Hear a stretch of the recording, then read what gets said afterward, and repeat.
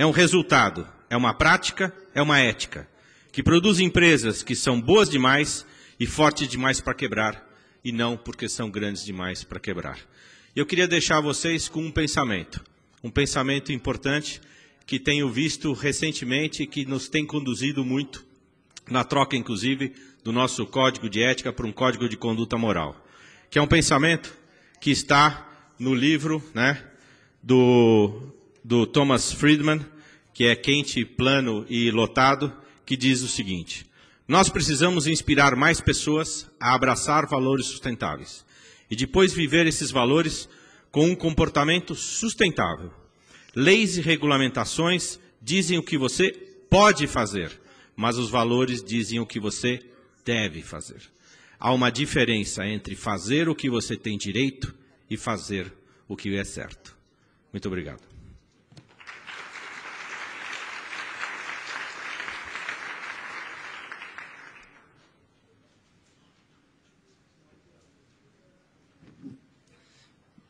Bom, muito obrigado, Hugo, por trazer então para a gente essa visão do mercado do varejo, como que isso já está incorporado em algumas outras cadeias, né? E então para a gente agora entrar, discutir um pouco, pensar um pouco como se encaixa no nosso contexto. Queria só relembrar que as meninas estão passando aí, quem quiser fazer alguma pergunta, peguem os formulários aí, preenchem o que a gente traz aqui para a mesa. Acho que com essas apresentações fica bastante claro que há uma tendência do mercado por comprovação de sustentabilidade, por uma diferenciação de empresas através da diferenciação dos seus produtos. São consumidores que querem proteger as suas marcas através de atuando na sua cadeia de produção, são produtores que querem se diferenciar dos seus concorrentes, como sendo com práticas diferentes. Há uma questão regulatória que abraçou essa questão de certificação, como nunca houve em outros setores, com essa diretiva de energias renováveis, que introduziu, então, essa questão de certificação de terceira parte num marco regulatório, então, criando uma demanda artificial ou não, mas uma demanda demandada por lei. Ainda se vai se consolidar ou não, é algo de médio e longo prazo, né? Ainda muitas incertezas com relação a isso. Hoje, no painel, os CEOs das grandes petroleiras colocaram que, para planejar investimentos, incertezas é o grande desafio, né? E a diretiva da União Europeia ainda tem muitas incertezas. Então, é uma perspectiva, mas ainda há as incertezas. E eu trabalho com isso já há alguns anos. Agora, eu acho muito interessante, com esse debate aqui que foi colocado, e as diferentes visões, quais que foram esses desafios e oportunidades que foram colocados aqui para a certificação nesse setor, né? Bom, como desafios, foi colocada a questão da credibilidade desses sistemas, que eles têm que ser creíveis, a funcionalidade deles, a dificuldade em comprovar o cumprimento, não necessariamente em cumprir esses critérios, mas sim em comprovar esse cumprimento, e a dificuldade de integrar esses sistemas, qual que vai sobreviver nesse mercado, tem um boom, inúmeras iniciativas aí, qual escolher, qual é melhor para cada estratégia. Do lado das vantagens, a diferenciação de produtores, a imagem, o acesso a mercados e até mesmo levantado melhores impactos no próprio manejo e na organização das informações internas das empresas. O que eu gostaria de colocar aqui, na verdade, como pano de fundo para esse período de debate, para os nossos panelistas,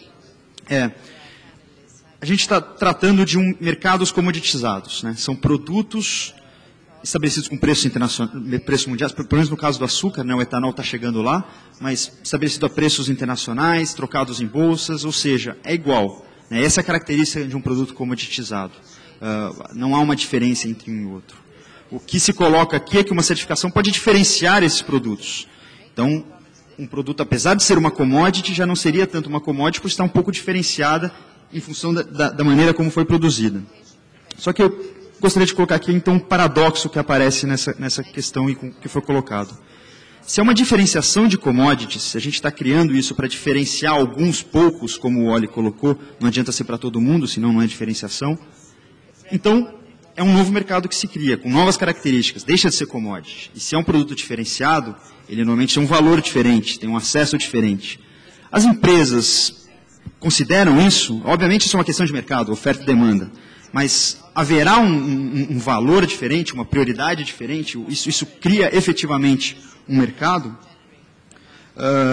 Porque, ou não? Agora, se não cria esse tipo de mercado ou de valor, então não é uma diferenciação de commodities, a gente está simplesmente continuando com uma comoditização. Então, daí é algo que a gente espera que seja para todos, então não pode ser para poucos.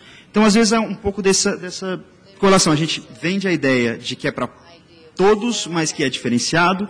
Por outro lado, a gente vende a ideia de que é para poucos e diferencia, mas, ao mesmo tempo, é uma maneira de trazer todo um setor para atuar dessa maneira. Então, eu gostaria que eu colocasse então um pouco ouvir a opinião dos senhores com relação a essa potencial choque de mensagens, né?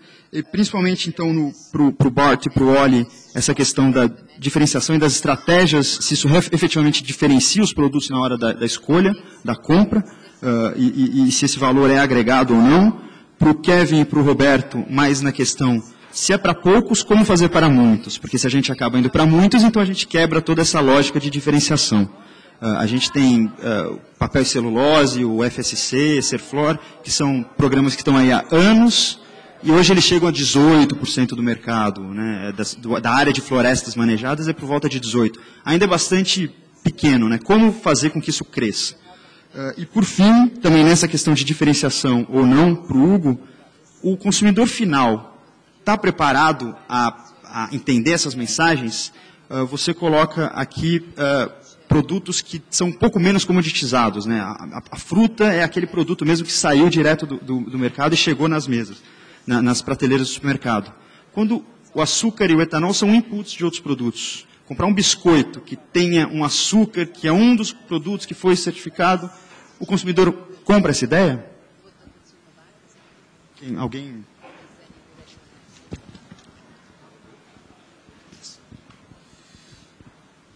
Thank you, Luis.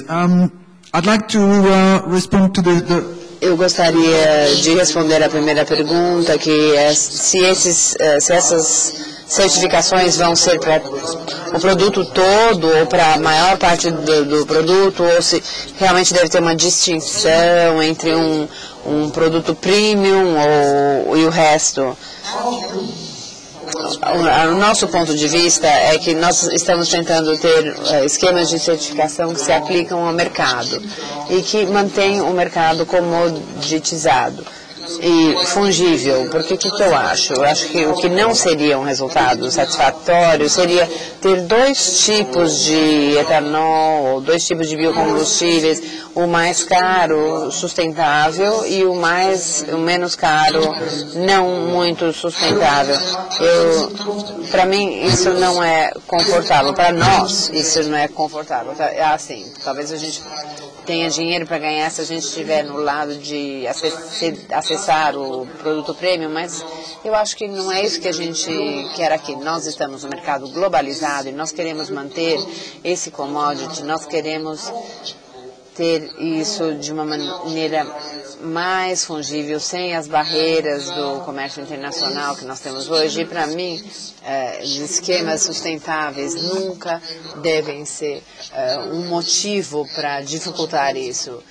Essa fungibilidade não deve ser mais complicada, mais completa, e ter essas duas camadas. Para mim, ou seja, na BP a gente resolveu que a gente não ia criar o nosso próprio esquema.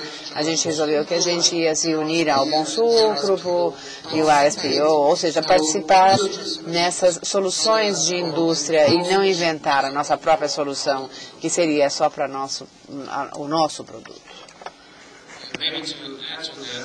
Talvez para acrescentar, no dia 1º de julho na Europa, a Argos vai ter cotações públicas em duas plataformas. Todos os dias são publicados esses preços transparentes e eles vão publicar preços sustentáveis e não sustentáveis. A mesma coisa vai acontecer para os biocombustíveis. Então a Argos vai apresentar todo dia os preços de biodiesel sustentável e não sustentável. A gente vê isso como uma fase de transição, porque na Europa você precisa ter o produto sustentável, mas agora vai haver os dois preços. Bem, em termos das tendências a longo prazo, se nós estamos lidando com a comoditização de produtos certificados ou não, se a gente vê a mesa redonda de óleo de palmeira, depois de 3 anos de certificação, tem mais ou menos 10% do mercado certificado, mas esse mercado, devido à natureza controversa da maneira como essas palmeiras são feitas, na verdade, a gente não prevê um prêmio para o bom sucro, mas a gente acha que vai ser um impulsionador do mercado. Então, com o óleo de palmeira, você tem todas as marcas colocando um objetivo, seja o Kraft Foods ou Walmart ou Unilever, eles já disseram que até o ano de 2500 eles só vão vender óleo certificado. E eu acho que nos anos iniciais talvez a gente veja uma diferenciação do produto, mas a longo prazo vai se tornar, na nossa previsão, o produto-chave do mercado.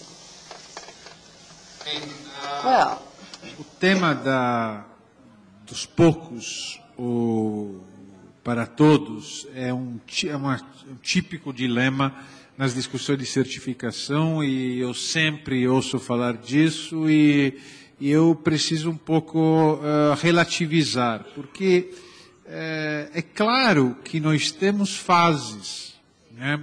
Então, nós temos com certeza momentos, e tivemos isso no FSC com a madeira, mas, por exemplo, no FSC com a celulose, funciona já de uma outra maneira diferente. Então, enquanto o FSC na madeira você está ainda numa fase madura, mas minoritária, já no papel e celulose, hoje você está com quase todo o mercado, pelo menos aqui no Brasil. Então, aquilo que era prêmio se transformou em condição de acesso ao longo do tempo.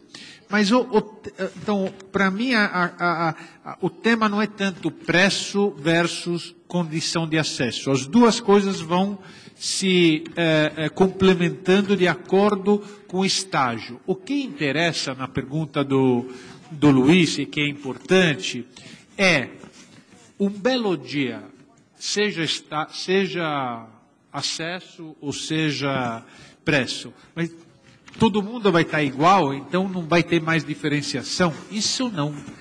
Uma coisa que eu quero chamar a atenção para vocês, desculpe me autocitar, mas é aquela definição de sustentabilidade que eu sempre vou repetindo, que eu defino como um alvo móvel, não é?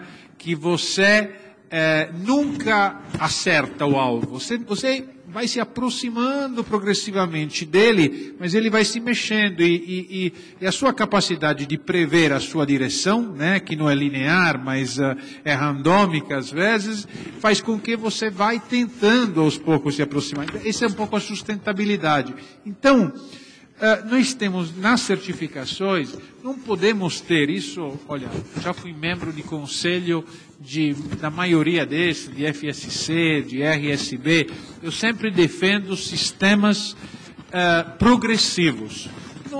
Não é assim, hoje eu vou estabelecer qual é o estado da arte do bom, tá, e aí para. Não, as tecnologias evoluem, as demandas evoluem. Aquilo que nós vamos precisar amanhã numa situação climática diferente daquela de hoje, eu digo amanhã, não é daqui a 50 anos, mas é daqui a 5 ou a 10, em termos de balanço de efeito estufa, pode ser outra. Isso é dinâmico. Então, o que interessa aqui é certificação, sim, Luiz, está associada a uma ideia de diferenciação. Certificação